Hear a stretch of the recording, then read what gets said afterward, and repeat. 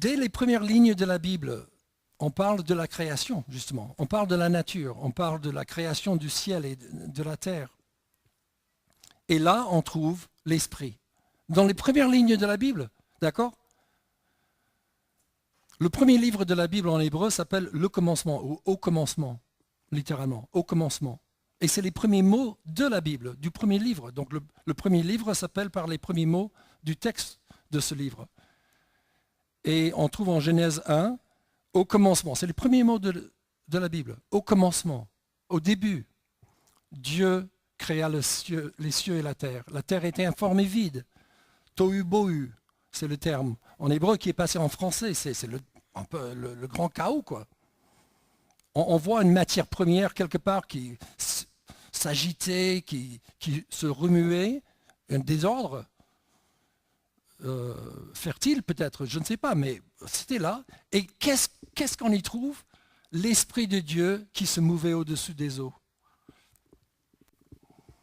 Donc l'Esprit de Dieu est là dans la création, à l'œuvre. C'est lui qui fait que, quand Dieu dit que la lumière soit, aussitôt après, le verset après, que la lumière soit et la lumière fut, la chose s'exécute, la chose se réalise. Donc l'Esprit de Dieu est dès le début. Et on voit cette foi. Donc ça c'est la Bible. La Bible c'est les Juifs, c'est les chrétiens. On parle d'héritage judéo-chrétien. Mais il est intéressant dans l'anthropologie, l'étude des êtres humains dans les cultures différentes sur la planète. On peut parler de culture primitive, culture avancée, on parle des Grecs aussi dans le temps, etc. On voit que les hommes et les femmes parlent de cette foi balbutiante, oui, qui tâtonne comme ça, dès le début, dans la philosophie, dans l'art, dans la science. Cette foi dans un Dieu invisible, dans une intelligence supérieure, est comme un moteur pour la créativité, un moteur pour la réflexion, la philosophie, et un moteur pour la recherche scientifique, pour établir des hypothèses et puis poursuivre un raisonnement et aller jusqu'au bout d'une recherche matérielle. Souvent, c'est la foi. Alors, nous avons un exemple ici dans la Bible, dans le livre des Actes. Paul, qui était un apôtre c'est quoi? C'est un envoyé de la part de Dieu. C'était à quelle époque ceci? C'est à notre ère, c'est au 1er siècle. C'est après la résurrection de Jésus-Christ. Et Paul, qui était un juif, se trouve à Athènes. Athènes, c'était quoi? Athènes, c'est une ville pas loin d'ici, à 2000 km d'ici. Et vous pouviez aller d'Orly ou de Roissy et être dans 2 heures. Mais c'était la capitale de la civilisation dominante de l'époque. Même les Romains, qui parlaient latin, devaient connaître plus ou moins le grec aussi, parce que c'était la langue du commerce, c'était la langue qui existait depuis 300, 400 ans. Et vous avez entendu parler d'Aristote, de Platon, etc. Des Grecs. Et cette civilisation grecque, Paul, un juif, et aussi un juif croyant en Jésus-Christ, était là pour parler de la foi à ces Grecs. Regardez ce qu'il a dit.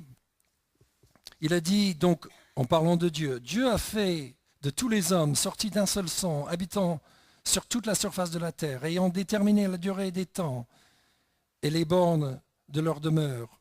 Il a voulu qu'ils cherchent le Seigneur, qu'ils s'efforcent de le trouver en tâtonnant, bien qu'il ne soit pas loin de chacun de nous.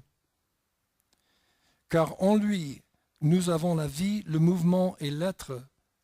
C'est ce qu'ont dit aussi quelques-uns de vos poètes. De lui, nous sommes la race.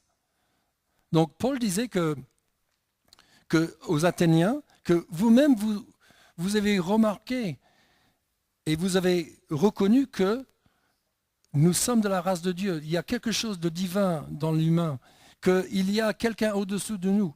Donc Paul avait vu à Athènes un autel qui était construit dans un lieu public et c'était marqué sur l'autel à un Dieu inconnu.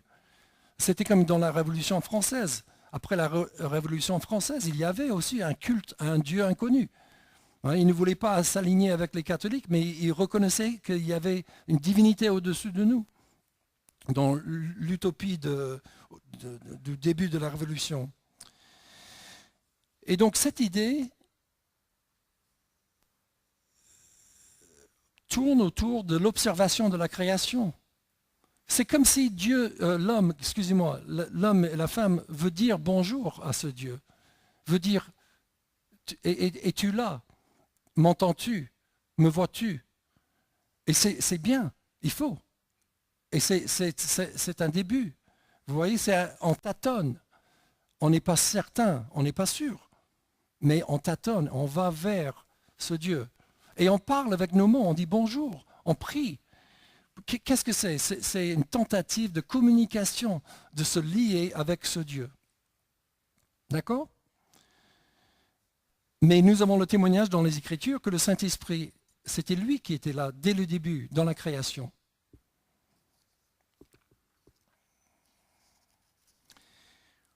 Donc si l'Esprit de Dieu est si proche, apprenons à nous adresser à lui. Si vous avez un suivi, vous pouvez compléter si ça vous dit. Et si vraiment vous ne voyez pas où nous en sommes sur le suivi, vous pouvez me dire et je peux vous donner quelques indications.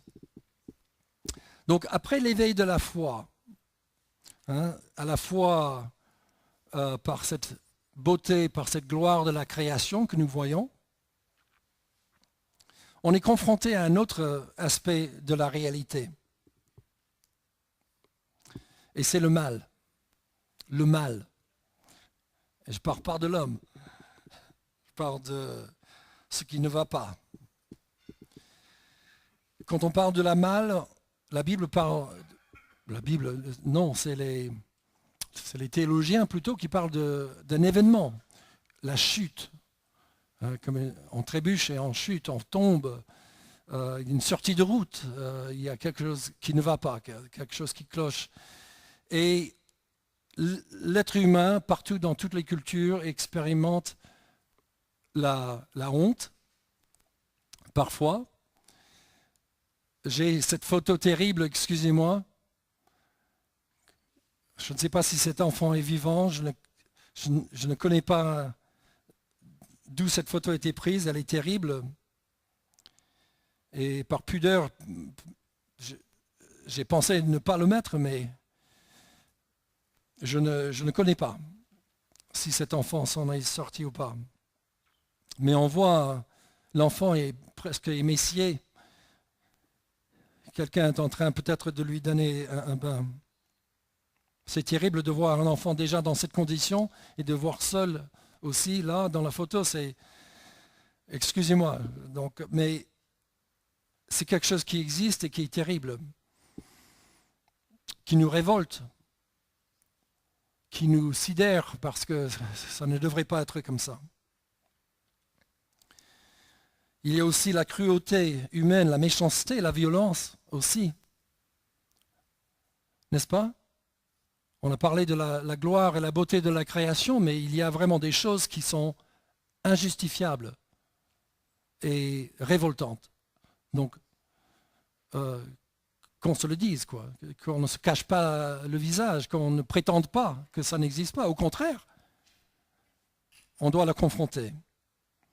Et même la mort, bien sûr, cette finalité. C'est comme un cortège, vous voyez, avec le malheur. C'est un cortège, la honte, et puis la cruauté, la violence, et les dysfonctionnements sur une échelle familiale, ou personnelle, physiologique, jusqu'aux nations et cultures.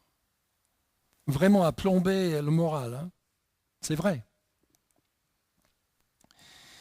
Et dans l'histoire de la Bible, nous voyons que cette origine du mal, bien qu'on ne peut pas l'identifier précisément, il y a eu un moment dans l'histoire humaine, du moins, un avant et un après. Et ça concernait un couple, le premier couple, un homme et une femme. Et Dieu, parce que Dieu était en contact avec ce couple. Et Dieu avait donné un cadre, et Dieu avait donné ce qu'on appelait à l'époque une alliance, que c'est comme un contrat, une convention, un accord. Et l'accord était très généreux, mais il y avait un interdit. Et cet interdit était enfreint, et puis il y a eu cette catastrophe qui est arrivée. Alors pour compliquer ce qui s'est passé, il y a aussi un élément perturbateur, le serpent, un tentateur, quelqu'un qui est venu mentir au sujet de ce que Dieu avait dit, attisser un peu le désir de découvrir quelque chose en soi légitime. Et la chose a basculé. L'homme et la femme ont quitté sciemment de l'alliance de Dieu et il y a eu le malheur que Dieu avait prévu en disant que si vous faites ça, ça va arriver. La mort, entre autres. Et c'est ce qui est arrivé. Et donc, dans l'histoire de la Bible, aussi mal que le mal peut l'être, et aussi grand, on a dans l'histoire biblique la décision humaine, la volonté humaine et la responsabilité humaine qui ne peut pas être escamotée, qui ne peut pas être évitée.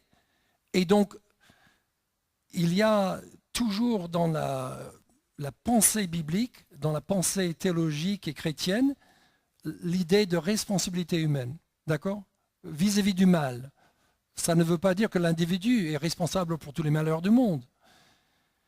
Mais il y a quelque chose au niveau de la responsabilité humaine de chacun de nous, chaque homme, chaque femme, chaque enfant. Et on voit ça dans l'éducation de l'enfant. L'enfant est conscient du bien et du mal à des moments, la honte, la tricherie, tout ça. C'est absolument connu. Et donc ça, c'est fondamental. Maintenant, on va avancer beaucoup et aller à l'époque de Jésus-Christ. Et Jésus qui parle justement de la malheur. Excusez-moi, je n'ai pas mis. Et puis, on va...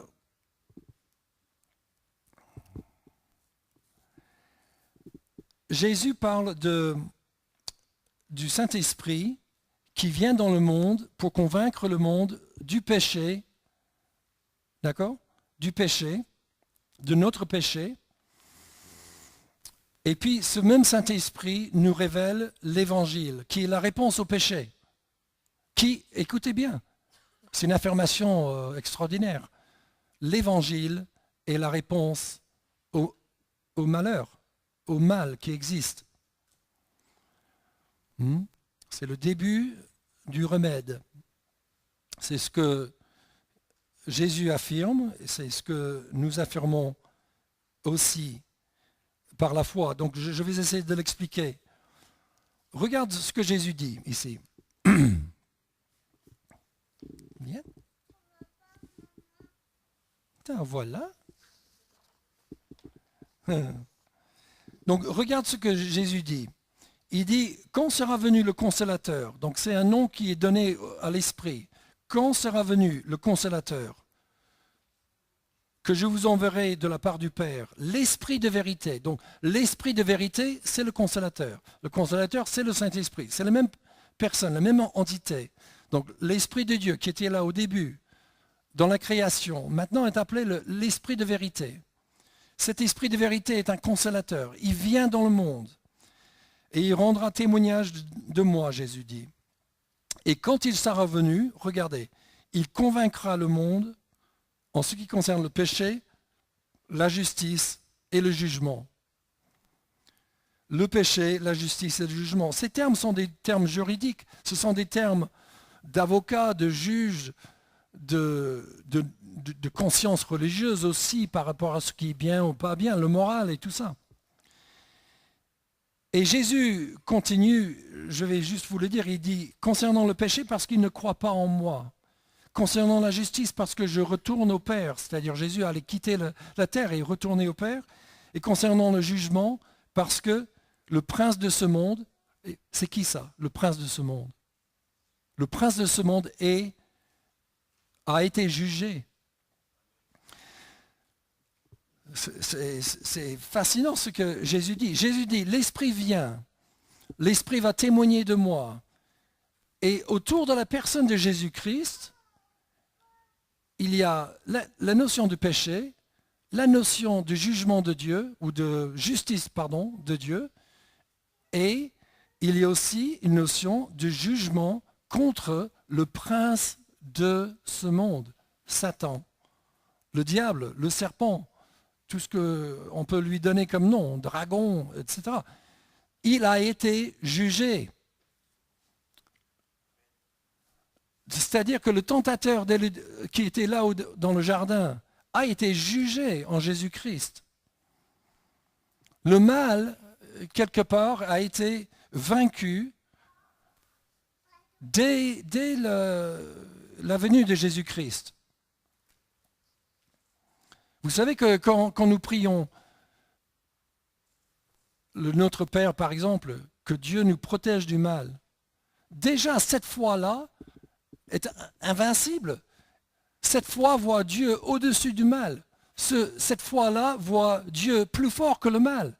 Vous voyez, quel que soit le mal, protège-nous du mal, délivre-nous du mal. Voilà. Donc, cette foi-là est fondamentale et l'Esprit de Dieu est là pour communiquer cette foi et nous amener à Jésus-Christ pour que nous puissions entrer dans tout ce que Jésus nous apporte de la part de Dieu.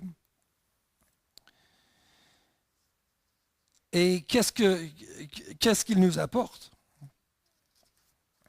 Au-devant le mal, il y a d'abord justement cette conviction du péché. Et puis il nous amène à l'Évangile. Nous l'avons chanté tout à l'heure. Et une fois qu'on est en Christ, admettons, une fois qu'on est en Christ, nous avons encore des luttes avec le mal, et le mal qui est en nous. Il y a quelque chose que la Bible appelle dans le Nouveau Testament le mauvais désir chez les chrétiens.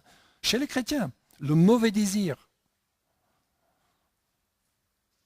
Et la Bible dit que en Galates chapitre 5, ceux qui sont en Jésus-Christ, on a appris à crucifier, à mettre à mort le mauvais désir qui est en eux. Alors qu'est-ce que c'est que ça? Qu'est-ce que c'est que ça? Est-ce que c'est, comment dire, une nouvelle loi ou un nouveau moral qui doit être enseigné? Est-ce que c'est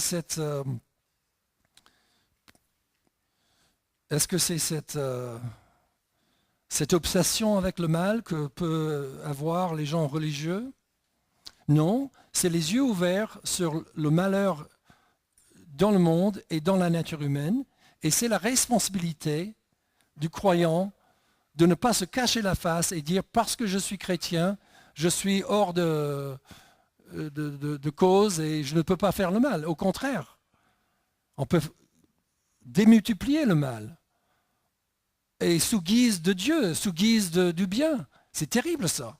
Et l'histoire est là pour témoigner que, voilà, nous ne sommes pas meilleurs que nos pères, nous ne sommes pas meilleurs que les autres qui nous ont précédés. L'être humain peut être fourbe, hypocrite, se tromper et tout le reste. Et donc, nous avons ici l'Esprit de Dieu, c'est marqué dans ce verset dans Éphésiens, n'attristez pas le Saint-Esprit de Dieu. Il écrit aux chrétiens, n'attristez pas le Saint-Esprit de Dieu, par lequel vous avez été scellés pour le jour de la rédemption. Alors, comment est-ce qu'on peut attrister le Saint-Esprit? Écoutez, que toute amertume, toute animosité, toute colère, toute clameur, toute calomnie et toute espèce de méchanceté disparaissent au milieu de vous, du milieu de vous. On n'est pas encore même dans, je ne sais pas, le meurtre, adultère. On est simplement dans les phrases et les attitudes assassines comme ça, qui peuvent détruire et corrompre les relations, apporter préjudice contre les personnes, détruire leur réputation, etc. Vous voyez, les petites paroles si faciles à dire. C'est ça qui peut attrister le Saint-Esprit déjà. Donc nous avons des luttes contre le mal et le Saint-Esprit est là pour nous aider. Ça c'est la bonne nouvelle. Bonjour Saint-Esprit. Viens m'aider. Viens m'aider dans mes luttes à moi. Quelles sont vos luttes? C'est seulement vous qui pouvez le dire. Quelles sont mes luttes? C'est seulement moi qui puisse le dire. Donc, cette lucidité, cet esprit adulte doit accompagner le peuple de Dieu et c'est l'Esprit de Dieu qui aide les chrétiens à le faire. Ok, alors une dernière chose après la création, on a vu la création, on a vu cette chute, cette foi aux prises avec le mal. On a vu que le Saint-Esprit était là dans la création. Bonjour Saint-Esprit, la beauté, tout baigne, c'est bien quand tout va bien. Et puis on a vu le Saint-Esprit qui vient quand tout va mal, quand il y a des choses qui ne vont pas. Et le Saint-Esprit est là aussi pour nous convaincre du péché et pour nous amener à Jésus-Christ, à l'Évangile. Il y a une troisième et dernière partie dans l'œuvre de Dieu et c'est la nouvelle création. La nouvelle création. Création, chute, nouvelle création, restitution, restauration, deuxième départ. Et là, on trouve la joie et l'apaisement. J'ai parlé de l'Évangile, et c'est effectivement cet Évangile qui nous apporte cette nouvelle création.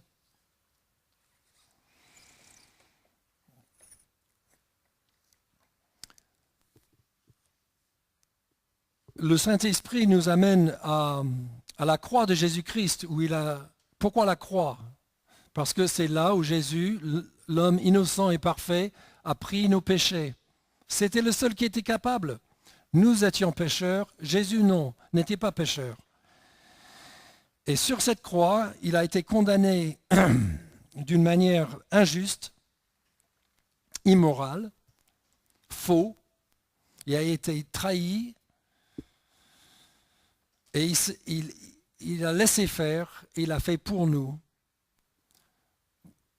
Vous vous souvenez quand Jésus s'est fait baptiser lui-même, 3 ans auparavant, il y avait la personne qui officiait, Jean le Baptiste, un cousin à Jésus, qui baptisait les gens. Et qu'est-ce qu'il a dit quand il a vu Jésus venir? D'abord, il a dit, voici l'agneau de Dieu qui ôte les péchés du monde. Vous voyez? Ça, c'est la réponse. Ça, c'est l'évangile. Ça, c'est les bonnes nouvelles. C'est pourquoi Jésus. C'est pourquoi la croix aussi. La croix, c'était là où l'agneau a été sacrifié. Pas par des grands prêtres, mais par les hommes en furie, aveuglés, avec de la haine. Dans le mal, Dieu a condamné le mal. Dans le mal, Dieu a condamné le mal par Jésus-Christ. Et ce Jésus, il a été mis à mort. Il a été mis dans un tombeau. Mais 3 jours après, Dieu l'a ressuscité d'entre les morts. Et il est vivant pour toujours aujourd'hui. Depuis toujours. Ça, c'est l'affirmation des apôtres. Ça, c'est ce que les premiers chrétiens ont affirmé. L'ont vu pendant 40 jours. Ont mangé avec lui. Jésus s'est révélé à eux avant d'être enlevé au Père. Ce tombeau vide est fondamental et va avec ce message de la croix. Il y a aussi dans la nouvelle création votre choix, votre décision de croire. Le croyant, vous qui croyez, vous qui vous attachez à Jésus-Christ, vous qui acceptez Jésus-Christ dans votre vie, personne d'autre pour le faire à votre place, ni les parents, ni les grands-parents, ni la société. Non, c'est vous qui décidez. Vous vous faites baptiser en son nom, au nom de Jésus-Christ. Vous recevez le don du Saint-Esprit. Vous voyez? Le baptême, ça fait partie, cette foi qui nous amène au baptême fait partie de la nouvelle naissance et la nouvelle création. Il y a la louange, comme tout à l'heure, comme dans nos cœurs peut-être à tout moment. Il y a le peuple de Dieu qui s'est réuni, tout ça fait partie de cette nouvelle création. Il y a aussi notre rapport avec les Écritures, la Bible. La Bible fait partie des dons de Dieu inestimables et le Saint-Esprit utilise la Bible chez les chrétiens pour renouveler leur intelligence, pour leur donner des promesses précieuses sur lesquelles ils peuvent se tenir, faire face au mal, avancer dans la vie. Et toute une vie depuis l'enfance jusqu'à un âge bien avancé.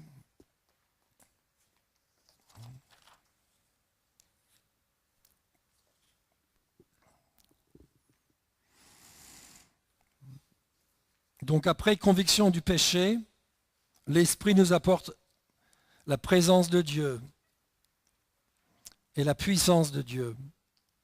C'est le même Esprit qui était à la création, qui convainc du péché. Maintenant, le Saint-Esprit, par l'Évangile, par Jésus-Christ, nous apporte et la présence de Dieu dans nos vies et la puissance de Dieu nécessaire pour être un témoin, nécessaire pour faire face au mal. On va visiter rapidement la première prédication jamais faite par un chrétien. Okay? La première prédication depuis la résurrection, la première prédication officielle. Et regardez ce qui est dit. C'est Pierre qui prêche. C'est lors d'une grande fête religieuse à Jérusalem, 40 jours après la crucifixion. 40 jours. D'accord?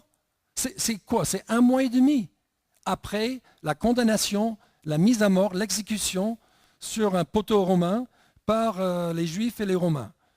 Et puis, la résurrection 3 jours après. Et puis, Jésus était sur la terre pendant 40 jours, a été enlevé. Et maintenant, oui, c'est 50 jours. 50 jours, pour être plus précis. Et qu'est-ce qui se passe?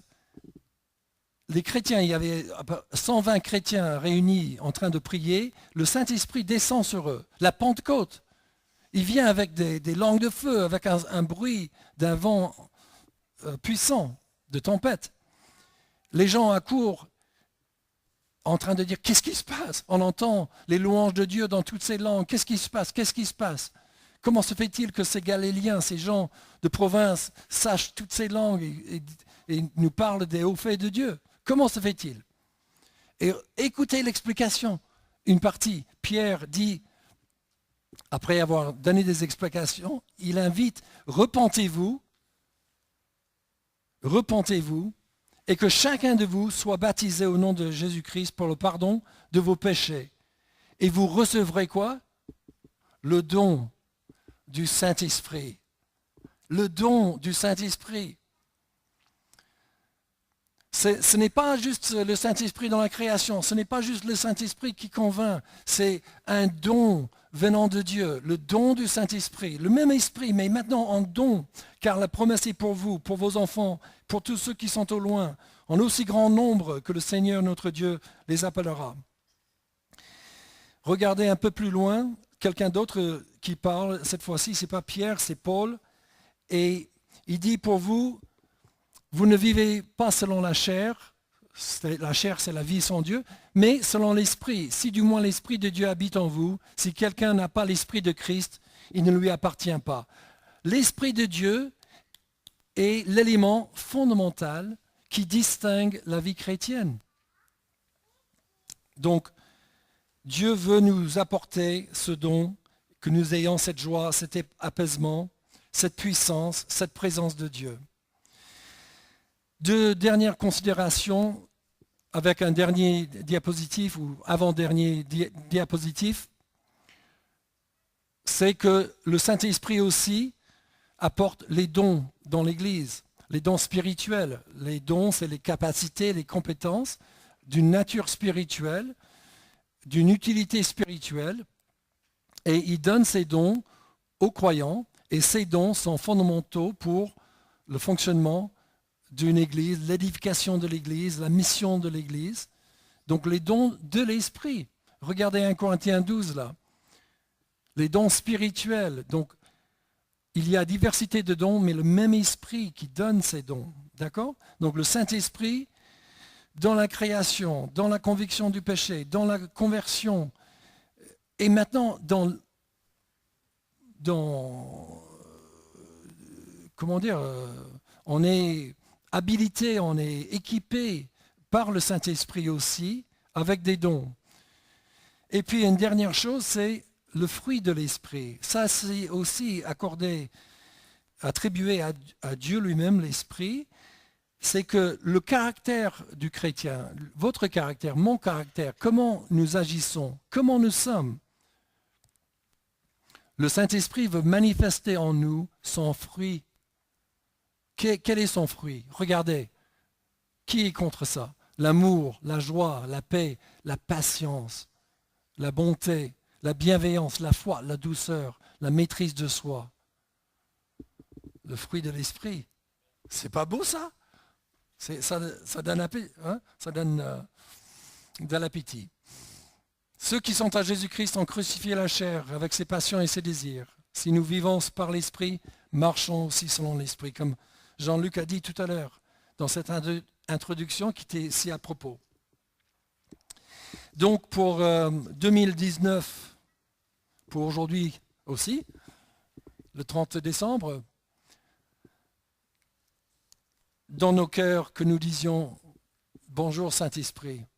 Je ne sais pas où vous êtes sur le cheminement, la création, aux prises avec le mal, conversion, ou les dons spirituels, je ne sais pas. Mais le Seigneur est là pour nous accompagner, pour nous consoler, pour nous instruire, pour nous équiper. Et regardez, on a commencé avec les premiers mots de la Bible, l'Esprit de Dieu, dans le verset 2 de la Bible. Maintenant, on trouve aussi dans les dernières lignes de la Bible aussi l'Esprit de Dieu. Bien sûr, il est là. Regardez. Regardez ce verset dans l'Apocalypse 22, et c'est le dernier verset. Verset 17, le dernier verset, dernière partie du message. Là. Et l'Esprit et l'épouse disent viens. L'Esprit et l'épouse. L'épouse, c'est l'Église. L'épouse de Jésus-Christ. Ça, c'est peut-être nouveau pour certains. Hein? L'épouse. Et tous les deux disent, viens. Pas seulement eux, mais que celui qui entend dise, viens. Si vous entendez l'Esprit de Dieu, vous, dites, viens. Dites, j'y vais. Dites, c'est bon. Dites, c'est ouvert. Dites, j'avance. Dites, je prends un pas. Vous, si vous entendez, dites, viens. Et puis, celui qui a soif,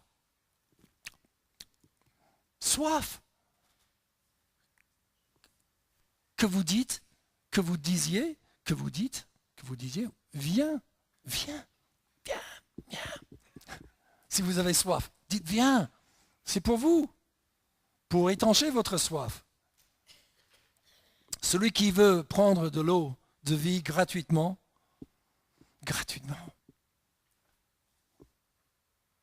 vienne.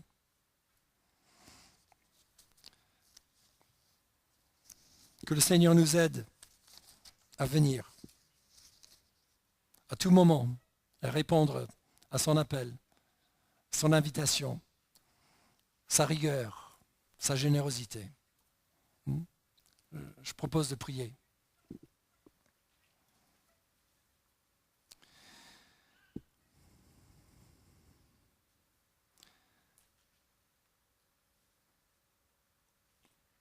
Père, merci pour cette présence si discrète, si puissante du Saint-Esprit depuis l'aube de la création et jusqu'aujourd'hui. Merci aussi pour ta promesse de nous accorder en Jésus-Christ le don du Saint-Esprit. Et nous prions, Seigneur, que tu fasses ton œuvre dans nos vies.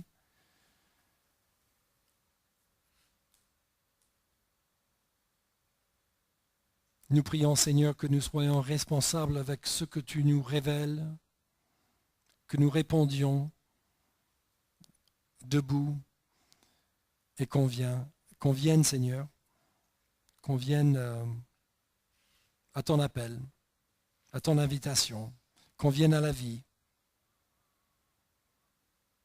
Qu'on ne soit pas victime mais qu'on soit un acteur à part entière, grâce à toi.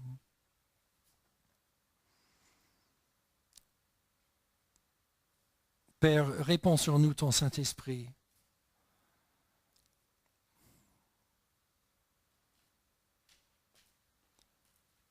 Qu'aujourd'hui et que cette année 2019, si tu nous l'accordes, Seigneur, soit une année d'une relation vivante avec toi par le Saint-Esprit. En Jésus-Christ, nous te prions. Amen.